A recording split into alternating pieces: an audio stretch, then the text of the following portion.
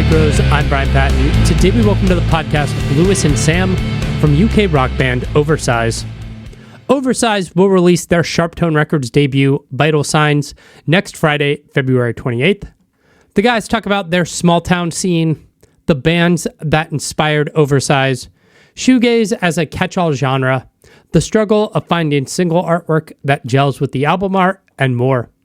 I really dig Vital Signs a lot, and this chat was a joy to have. If you like what you hear in this episode, make sure you check out Vital Signs next Friday when it drops. Thanks so much for listening to As the Story Grows. If you're brand new to the podcast, welcome. Thanks for checking us out. You can find links in our show notes or over at asthestorygrows.com for our podcast mailing list, our podcast community over on Discord, or you can support the show financially and get early access to every episode on Patreon. And if you are not already a subscriber, I would love it if you subscribe to the podcast on your platform of choice. Enjoy today's conversation with Oversize.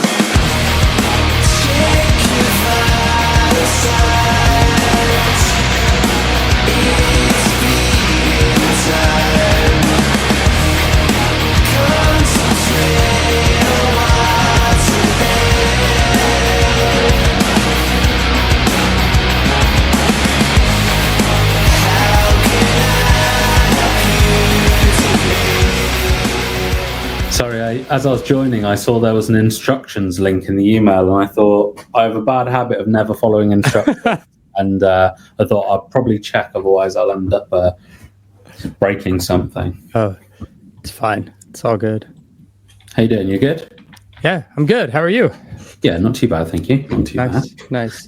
I try to do my research, and so the press release just says like South England, and I was like, well, okay. I went to your Bandcamp, and your Bandcamp just says England. I was like, fuck, guys, come on. It's a small place. It's small country. It's the 5th of Texas, mate. Yeah. What else you So where in England are you guys located?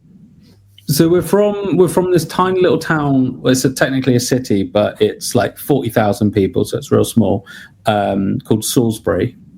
Okay. Most people don't know where that is when you tell them, which is probably why we don't bother putting it in our press release. Sure. We used to have to say it's like, if you know Stonehenge, it's the closest city to Stonehenge. All right. Yeah. And or more recently, in popular culture and news, it's where the Novichok Russian spy poisonings happened. So, All right. Yeah. Get your name on the map somehow, right? It made like explaining to especially Europeans or Americans much easier. Yeah. Yeah. Not so much now. People have kind of, the pandemic really wiped the whole Novichok thing off of people's radars. But pre-pandemic, it was pretty great to tell people where we're from. Nice. What was growing up like then? I mean, it was, kind of like town vibes, so like small town vibes, not a lot to do. We kind of all congregated in the same place. That's how me and Lewis actually started hanging out, in the early years.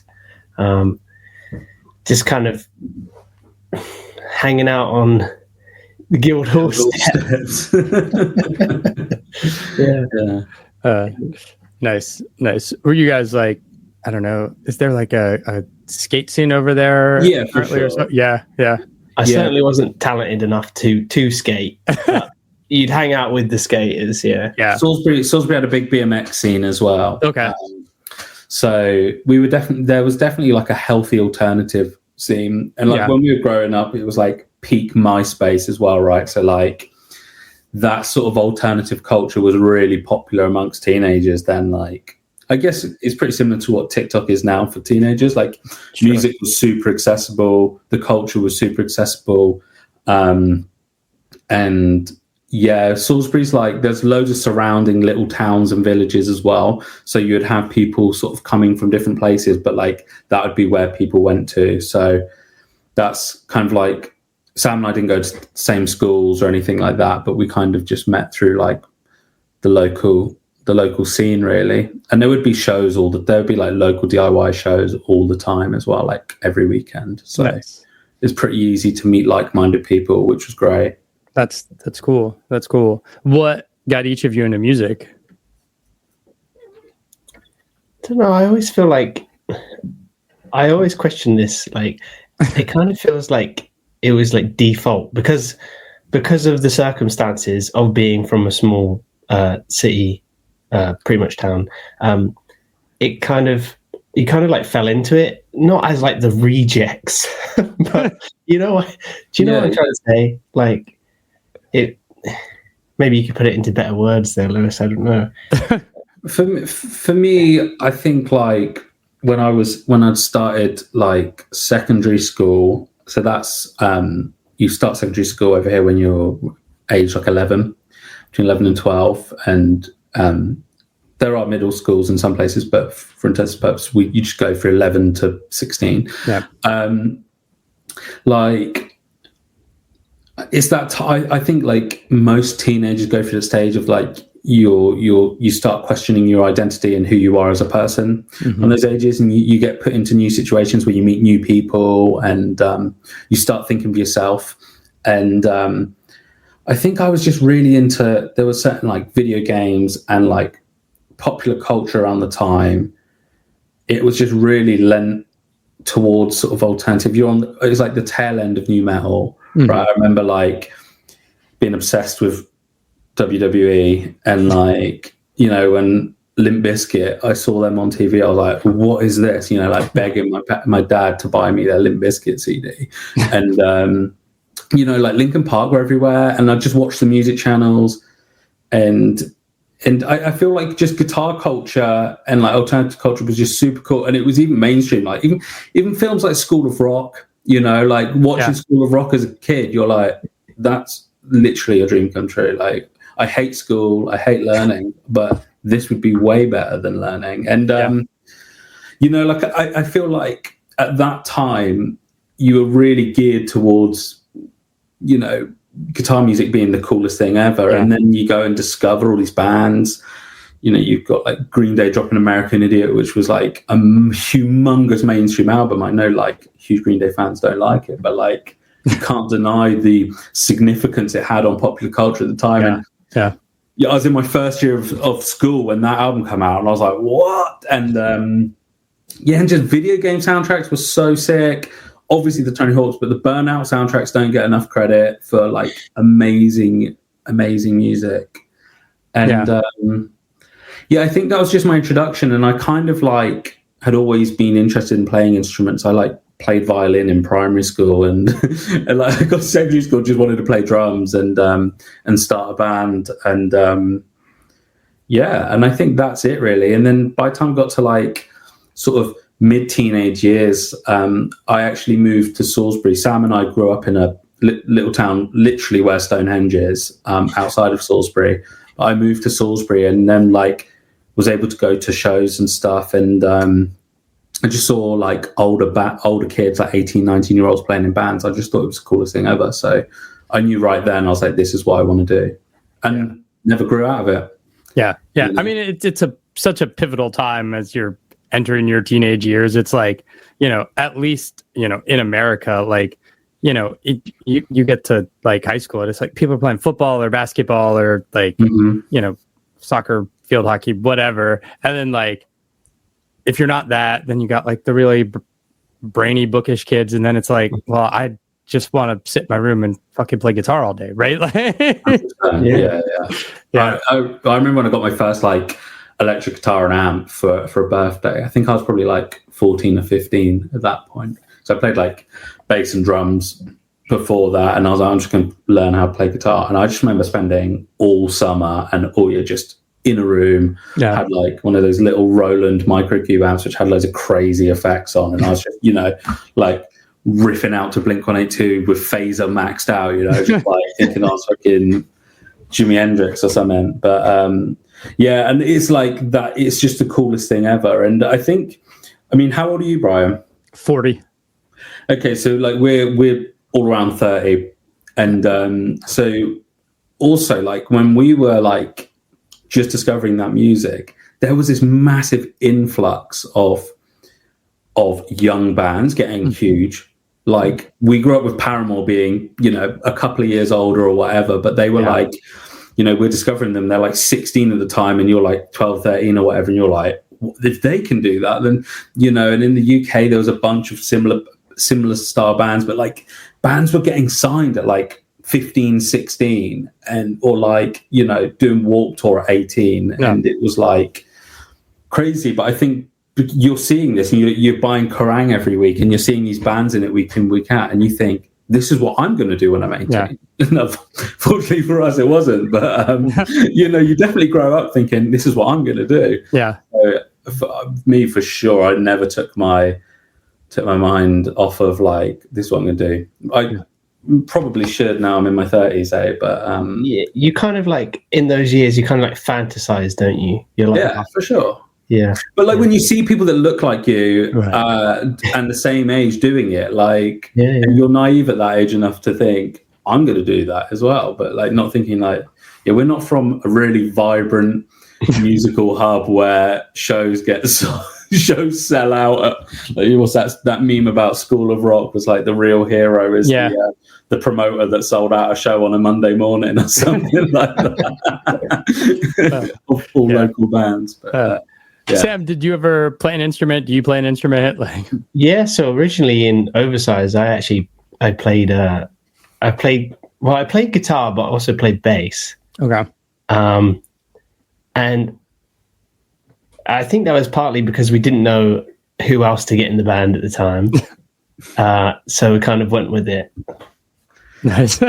And we were just writing, like, when you were playing bass, we were just writing for the fun of it, right? Like, we didn't need a full band lineup, did we? Yeah.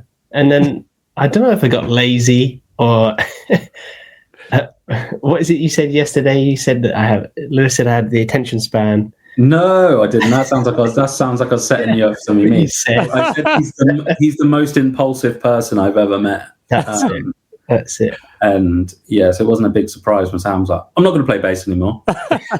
Like, I've known Sam for a long time, and he's gone through a lot of phases, and I feel like being a bass player was just one of those many phases. So it was like, okay, fine. We'll get another bassist in. That's fine. That's funny. Let's talk about Oversize. What was the genesis for this project? I moved back home from university, and I was playing in like a crossover hardcore band at the time, and we were touring a bunch, and I'd kind of like was just working you know, like a 0-hour contract job in a guitar store when I was home, and I just started like noodling some sort of, I loved emo growing up, and you know, I've been playing in a hardcore band for a few years at that point, and I just missed like writing songs, more melodic songs, and I like noodled a few ideas, and I'd really liked Sam's vocals on previous projects that he had done, and I'd always had in my mind, like, I'd like to do something with Sam. He has a really interesting voice. So I'd written a few like just real lousy demos and sent them over to Sam, see if he's interested, and you were working with Shuttler, the drummer, Big Sam, our drummer at the time, weren't you, Sam? And showed him the demos, and then we kind of started meeting up just after work in the evenings, and Shuttler was living in a flat at the time and had like this little loft space, and we'd go up there with like these tiny little 1-watt combo amps, and he'd have an electric drum kit, and we would just write in the evening for fun. There was certainly no like seriousness to it. It was solely a passion project, and just writing music that we wanted to write. Yeah. Yeah, and it was like I was doing it for like, I'd gotten to the point of where and it happens with every band when you get to a certain point, like the real sort of the fun nature of just playing in a band kind of gets subsided by other things, other really important things that have to be there to make a band work, you know, and like, you know, it doesn't become a job, but and like I really don't like it when bands only think of themselves as businesses, because I think like a lot of the heart goes at that point. But ultimately you do get to a point where you have to make decisions and you can't just do things because they're fun, right? So when we started meeting up and writing for Oversize, it was just a way for me to channel back into that that process for me of just writing for nothing for the sake, writing just purely for the sake of hanging out with friends and just writing some cool music. And Sam's band had kind of come to a natural halt, and Big Sam's band was kind of on the track to that as well. So it kind of just, and then that was the point where I was like, I need to leave my other band because I'm enjoying this way more, and this is just more of what I want to do. So we kind of all just ended up at a point where our things had fizzled out, and we were all now just Oversize, which is when we got George involved, who was the bassist in Sam's other band, old band, and a friend on guitar, and we just started writing a bunch and getting ready to play shows, really. Nice. You talked about your love of emo, but what was really influencing your sound? I mean, going back and listening to the old stuff, there's this slight progression towards more shoegaziness, but that's always been there in the band. I think, there's a lot of bands like, Smashing Pumpkins or like your Jimmy Eat World, just like nostalgic bands that we had always loved. And I think that kind of was a good starting point. We never wanted to sound like those bands, but we kind of obviously enjoyed what they were doing. And not even like obvious albums, were like back catalog sort of stuff. Yeah. And that kind of set the mark for like, I don't know, you when you start a band, you don't necessarily, it takes a few goes, right, to understand what you want to do. It certainly wasn't, we just all started playing instruments, and it was, it was a process, wasn't it? Yeah, and I think we kind of had, like Sam said, like Sunny Day Real Estate, Smashing Pumpkins, Jimmy Eat World, those kinds of, super successful mainstream and like bands that write absolute anthems, but are still like fringe type. They're really cool with like certain scenes still, and they're still tied to certain scenes. Maybe not Smashing Pumpkins as much, but they were back in the day, right? But I think as well, like when we first started Oversize and started writing, there had just been a dip. It was coming off the back of like, Title Fight, Basement, all of those run for cover bands and bands in the US. Well, obviously not Basement, but there's a huge amount of great sort of like alternative emo, hardcore adjacent bands, Exposure. And like when we started writing, there was kind of, it died down. Basement stopped playing shows, Title Fight were on hiatus. Like there was nobody, certainly not in the UK, nobody really making sort of hardcore adjacent melodic music. And we just kind of saw a spot, but I'd say we're more influenced by older bands than that sort of generation of that, but kind of appreciated that space that those bands had carved out in the scene for sure. That's fascinating, because I listen to your record and I'm just like, this sounds like the new gaze stuff of Were and Nothing, and some like the black gaze stuff of like Deaf Heaven and their more melodic moments. Like that's what that calls to mind more than any band you mentioned. Yeah, do you know what, the word like shoegaze wasn't in our register when we were started. Like obviously we knew of shoegaze bands, and I think it's really important to note that like the shift in what shoegaze is being deemed as now, like right compared to we started writing in, like first started jamming and writing in the early days, like so maybe like 2017, 18, and we write and then not meet up for months and then write. But like there would have been for sure like new current shoegaze bands, like I don't know my timelines, you'd probably check, but I'm sure like Nothing were doing stuff then, right, and those kinds of guys. But like the word shoegaze wasn't being bounded around, and like I don't think we would straight up call ourselves a shoegaze band either. It's kind of like a term that we've had tagged onto us. like, don't get me wrong, we're sort of like playing to it. It's become quite an easy identifier for people to realize what kind of music you are now. So it seems silly to sort of like completely discard it.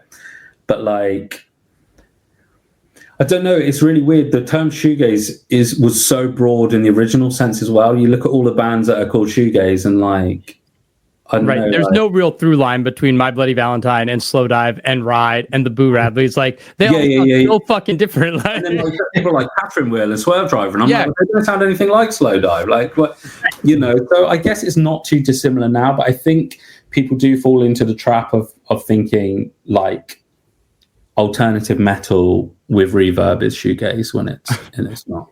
I'll die on that hill. Deftones aren't a shoegaze band. You can come at me, internet. I mean, yeah. They're not. Sure, you could say they're inspired by shoegaze bands, but Deftones are not a shoegaze band, guys. Let's get that straight.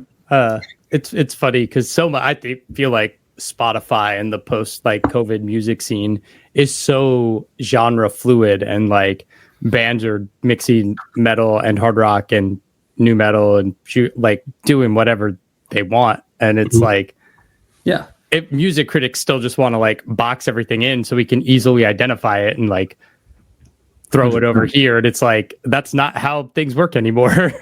And like, I think alternative, like alt rock, has been so diluted over the last like 20 years, where it's become like almost mainstream. And like, you see basically a pop artist will chuck a guitar really low in the mix, and they'll chuck on some fishnets and stuff, and everyone's like, it's alt rock, and it's like, like I get it, but it's also not, and to the point where like, I would just say we're alt rock. Like, I feel like we have elements of shoegaze, we have elements of like, you know, college indie rock, like 90s indie rock, which is also a completely different thing to what people think it is now.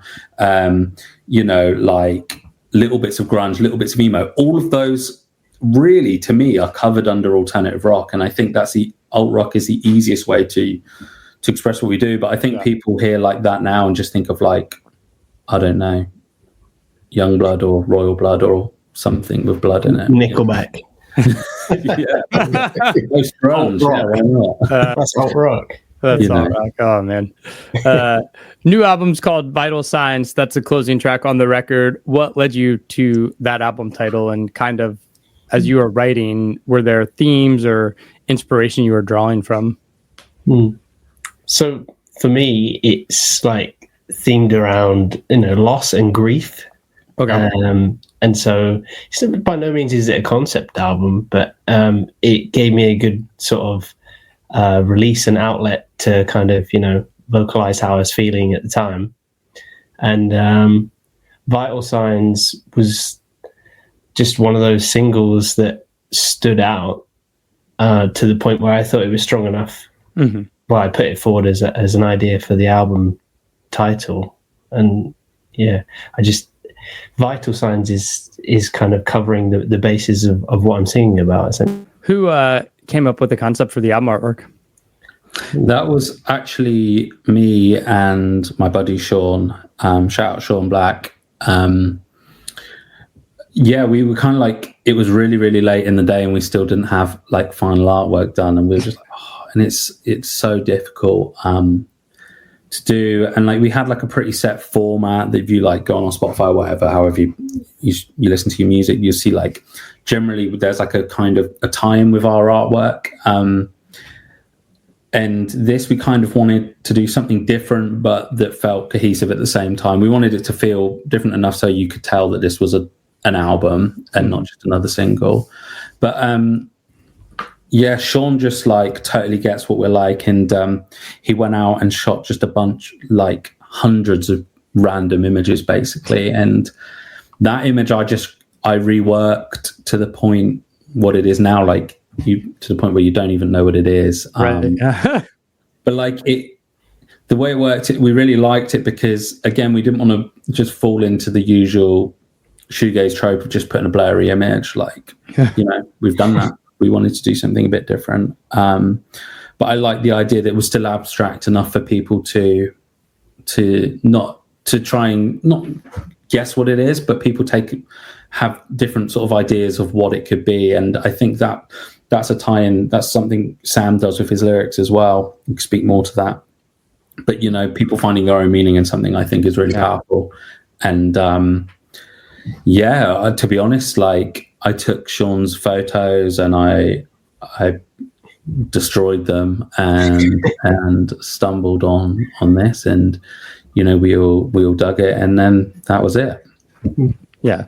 Is it difficult once you come up with, like, okay, this is the album artwork? I know everybody's like, all the singles have to have their own artwork. Subsequently, is it tough to be like, okay, how do we thematically tie it together then? 100%. Yeah. I think luckily I've always kind of been the lens on the visual side of Oversize. So I think generally everything has some cohesion to it because it's always been me doing it, and it's how I kind of, that's my idea of what Oversize looks like visually. But we've been super fortunate enough to work with like amazing creatives. Honestly, like, it's one of my favorite parts of being in a band, with just being able to collaborate with like super talented people. And you know, a lot of that artwork stems from videos and stuff our good friend Harry Steele has done for us.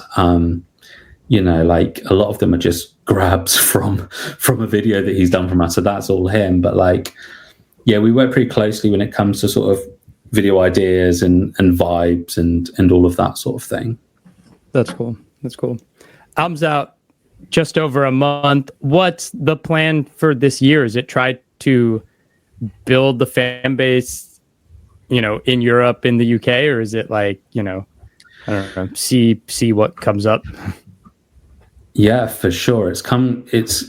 We've been sat on this album for a long time, and now it's coming out super quick. So we're just trying to get out there and play as many shows as possible, you know, that sort of make sense, and sort of get our music out to people. I think that's really important to us, is you know, just try and resonate with as many people as possible. UK obviously, but we would, you know, very much intend on making our way to the States soon. We've just signed with great agent and a great agency over in the States. So nothing we can confirm right now, but like, it's something we're definitely looking into doing sooner than later. Yeah. Does like Spotify and I guess the globalization of being able to see where your music's being streamed kind of help with like plotting, like, okay, what the future is, or do you not really take that into consideration? Is that some label shit to work out? Like, I mean, it sounds kind of selfish. I kind of want to just play where I'd like to play. Like, no, I you know, I would very much, I'd love to go to, you know, the corners of the planet where we resonate with people the most. Yeah. And I think it's very diverse, like, in terms of like which corners that is as well. It's not even just like States and the UK. Like Europe is quite big. Yeah. Germany is quite a big one, actually. So I'm excited. I'm excited. I think it's super easy to look at your Spotify metrics and go, we've had 72 listeners in Paris this week. But ultimately, like, I think it's still undecided on like how those streaming numbers convert to people buying tickets. Like, right. I don't think even in the UK, like, I don't think there's a direct correlation between people that listen to music and come out to see. And it's definitely like something I'd like to try and understand better. But, you know, we're talking like, just going off of our streaming metrics, we have a huge portion of our listeners are in the States. I think maybe more than the UK, which is crazy. But, you know, the cost of touring is just so obscene nowadays for smaller bands. It's, you know, it's almost impossible to do until you get to a certain point. And the same with Europe. We've actually like been quite reserved in going out to Europe. Like, I'm friends with a lot of promoters and stuff in Europe, and we could have done like a DIY run, but it becomes like it gets to a point where you have to try and be a bit more smart with your time. And So we've been waiting for the right moment to go out there. But we're hoping we play Paris. Again, if we're going off for streaming, Paris has been huge to us. Spotify, France has been a huge advocate of us. Shout out to Guillaume. And we would love to get out there. And hopefully after all this time, we'll go out and it'd be sick. So yeah. I've talked to so many artists across the globe, and it seems like because of YouTube and Spotify and just like everything's easier to get, you can build fan bases everywhere without having to go there. And it's like everybody's trying to be more strategic in touring because it's expensive, and everybody knows it kind of sucks a little bit. Like playing shows is fun, but touring itself sucks. Fully. And like, when you're 18, you can just keep going and going and going. It's floors constantly, and it's great. And I'm glad I did that. But when you hit your late 20s into your 30s, you're like, it gets harder and harder to just sleep on floors every night and cram into a small van. Like, but that's the reality of touring when you're a small band. It's like if you want to have any chance of trying to break even, when you're at a small band, that's what you have to do. If you're staying in hotels every night and hiring a huge van with a driver and everything, like that's awesome, but those costs just add up, and like it's a point the fees aren't covering it, and you're just like, you're going to do that for so long, right, until everybody's so in debt and so exhausted. Right. So we try to be as strategic as possible, and we spend a lot of time writing and just hope our music resonates with people, and then go out and play. But 2025 is an important year for us to try and get out there.